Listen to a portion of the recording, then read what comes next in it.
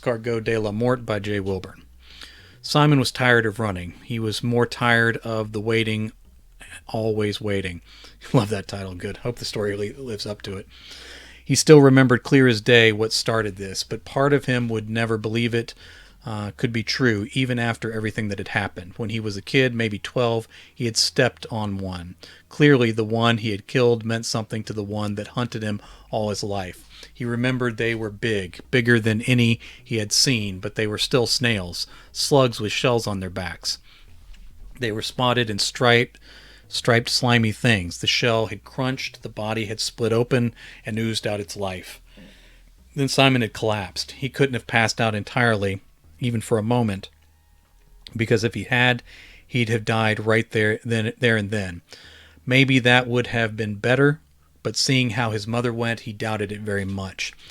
He had felt sick. The entire world spun, and at the time he swore it was remorse for killing an innocent creature under his shoe just because he could. Maybe all kids were cruel killers at their core until they learned better, or at least controlled their more primal urges. Now he thought the woozy feeling had been something chemical. If so, it was a close call that day, because he had seen what the creature's poison or venom could really do. That was the first time he realized the surviving, fat and ugly snail was coming for him. Simon had scooted away as his stomach tightened and he turned to the side to eject his Saturday morning breakfast. Nothing came up, but the snail kept coming. He tried twice to stand and failed, continuing to shuffle away from the slithering thing that adjusted its course to go after him. At the time, he thought of those old Looney Tunes shorts about the skunk chasing after the cats. Those had long been canceled in more woke times. By the time he turned 15 and ran away from home, a few years after the death of his mother, he thought more about the slasher movie monsters that kept chasing the teens no matter how fast they ran. That day, he thought more of YouTube videos of turtles stalking after cats, trying to bite them over and over. Most people found those videos amusing, but none of them had a slow, steady, slithering assassin on their trail their entire lives. Simon got to his feet and staggered home. After a while, he got to feeling better, but a week or so later, the same snail, finally arrived. It had climbed out on the end of a branch outside his bedroom window. He froze in the midst of getting ready for school and stared at the heavy thing bobbing a few feet from the glass that separated them. He thought at the time, there sure are a lot of these things around the city lately, but deep down he always knew it was the same creature that had marked him the day he killed its partner. This was also the first death Simon witnessed from its toxic skin. A bird, he could not remember what type anymore, swooped down to make a meal of the thing. Its beak actually sliced a wound in the snail's side near its head and bobbing appendages, but not really antennae, but sort of like them. Years later, he looked up what those were called, only to discover they were really tentacles. That realization only added to his fear. The bird pulled away and lost feathers as it made a choking sound. Simon didn't know birds could sound like that. The flying creature changed color, locked up, and fell to the sidewalk like a stone. Simon would pass it several times over the coming days, where the bird's corpse would first turn shock white and then quickly decay into a melting, necrotic black pool. The snail eventually turned from the window and made its way back along the branch. Leaves wilted. The slimy trail burned into the discoloring wood, and clear fluid sizzled from the wound that Simon hoped would kill the snail, but no luck on that wish. Later, he would see the same thing happen to his hamster once the deadly snail got into his house and his room.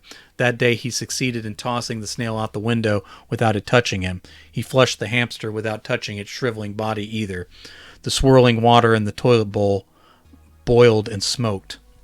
The deadly stalker tracked Simon everywhere he went for the next year. He dodged it at school, in the street, and at home. Obviously, the thing moved slowly, and sometimes he didn't see it for weeks at a time. He tried to kill it more than once, with more than one weapon, but it was harder to eliminate than you might think. That dizzy, sick, remorseful feeling that he felt in the park came over him time and time again if he ever got close enough to try. That feeling only got worse the more he was exposed, like some kind of fatal allergy. He tried shooting from a distance, first with arrows and later with a gun, once he was old enough to buy one. Even sighting it blurred his vision now. Simon had tried running over it. The snail grew smarter and more sinister over the years. It traveled along surfaces that did not lend themselves to car tires. Once he had gotten close, but he blacked out behind the wheel and crunched the front headlight of his new Ford. He'd awoken with the airbag deployed in his face, his nose bleeding, eyes watering. Then he spied the snail pressed into his window and melting the glass under its body. Simon had fled out the passenger side and staggered half-blind down the street. It took him forever to convince the authorities he hadn't been drunk at the time of the accident. What would they have thought if he'd claimed then that he was being tracked by an assassin snail seeking revenge? They probably would have thought something other than drinking was involved. Eventually it had stopped following him to school and focused on the house. That's when the snail had taken his mother. Simon had found her on the ground with the thing on her face. That might have been the closest it ever came to getting him. He'd reached down to snatch it away from his mother's disfigured features.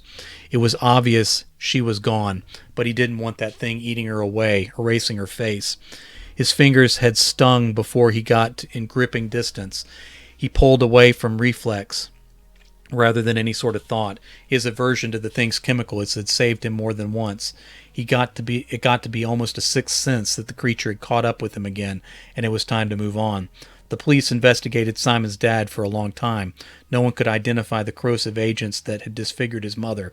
They were even more suspicious about the unidentified poisons in her system that were credited as the initial cause of her death. They never arrested him, but the loss of Simon's mother and the constant scrutiny from police, her friends, and her family left Simon's father hollowed out and broken.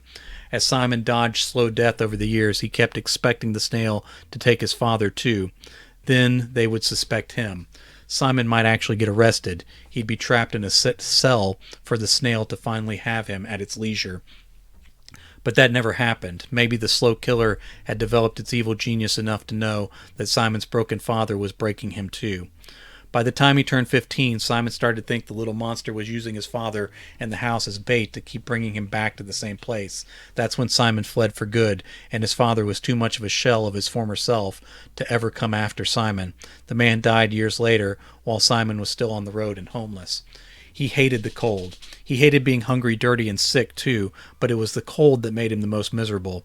The streets were a dangerous place for a 15-year-old boy. It was a cliché, but it was also true. The greatest danger was always that snail, though. Simon could get a quivering uneasiness. Sometimes he'd write it off as nerves or a phantom symptom, but if he waited long enough, the ill feelings got worse, and eventually he saw that thing through watering eyes slowly creeping toward him again, always coming for him. Simon would bail out and catch some ride to another part of the country. Sometimes he bought himself months, sometimes years, but never forever. It cost him relationships. It cost him having a real life. Eventually, Simon figured out a plan that would really work. He had nowhere near the wealth to be bi-coastal, but he was anyway. Every 6 months, for most of his adult life, he moved from the Atlantic to the Pacific and back again. At first, he stuck with manual labor in cheap apartments. Later, the economy changed enough so that he could work freelance from home and still live in cheap apartments. 6-month leases typically worked for most places, so life became 6 months in Fireside, Oregon, followed by 6 in Myrtle Beach, South Carolina. After that, it was Sonora Beach, California, followed by Shoreport, Maryland. He had girlfriends, but never steady at first and never married. Usually it was the unwillingness to marry that killed the relationships before fleeing the snail did. If he didn't attach to anyone longer than it took the snail to travel, there was no one for the creature to take from him or to use as bait to lure him. One time, he stayed in Cheshire Beach, Florida for 4 straight years. Surprisingly, his relationships down there were even shorter lived. He wanted to see if the snail was even still alive. 4 years, 3 months, and 16 days was how long it took to get his answer. That ill feeling started and he packed up but waited. The last day, he nearly couldn't stand, but he waited anyway, and the same snail, unchanged by the years, crawled out between the slats of his rattling air conditioner. He might have had a chance to kill it then, but the machine was blowing the fumes into his face. He had a severe rash for weeks after he moved to just outside Seattle. Now in his 50s, a man with ulcers, hair loss, heart issues, and leathery skin, he was tired of running and more tired of the waiting. He always had been, but he had reached his limit. Maybe Fran was part of that. She wasn't exactly trying to tie him down, but she'd stuck with him for years now, most of a decade. He sensed that if he continued to put off a proposal much longer, that he'd find himself alone again. Much like fleeing the little slimy killer all his life, he was tired of loneliness and had grown used to Fran's love and companionship. At first, she enjoyed the 6-month per-coast lifestyle. They had lived in 5 cities before she got a very good job offer in Tennessee. They had never gone anywhere inland except for short vacations, and he was sure she could see he was on edge the whole time during those short trips.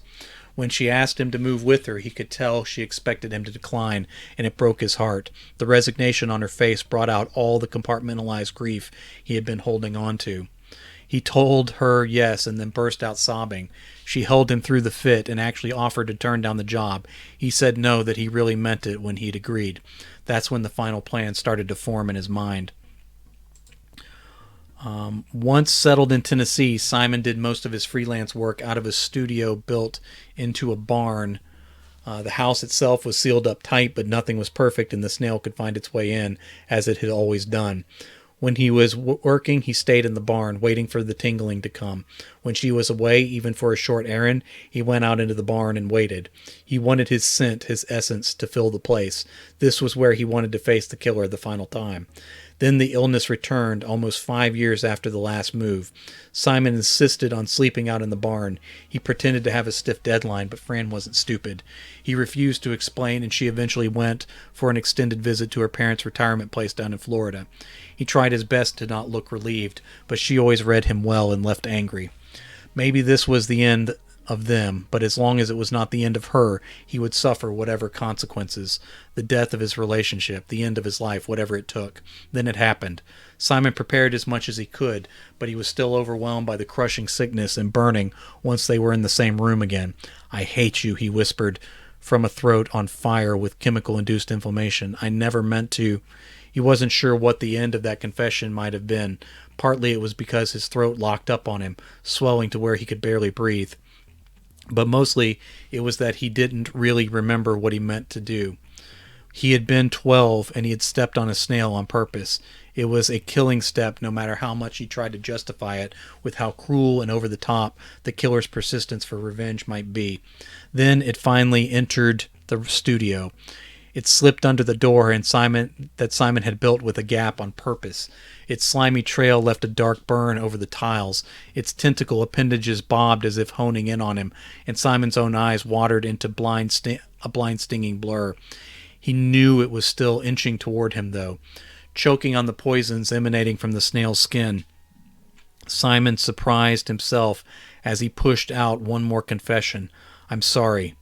With his swelling fingers, he flicked on the lighter and ignited his own slimy trail of flammable liquid around the edges of the room. The smoke and heat actually cleared his eyes and throat at first.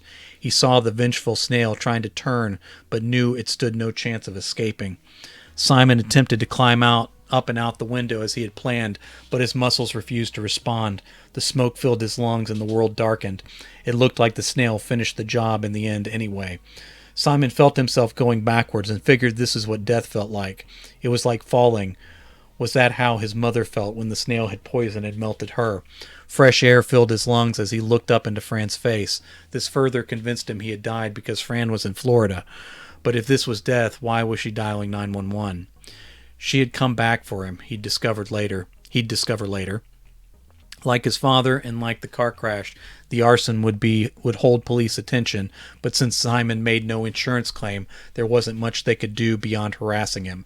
And how much could they really bother him in comparison to that snail that finally found his slow way to hell, where he belonged?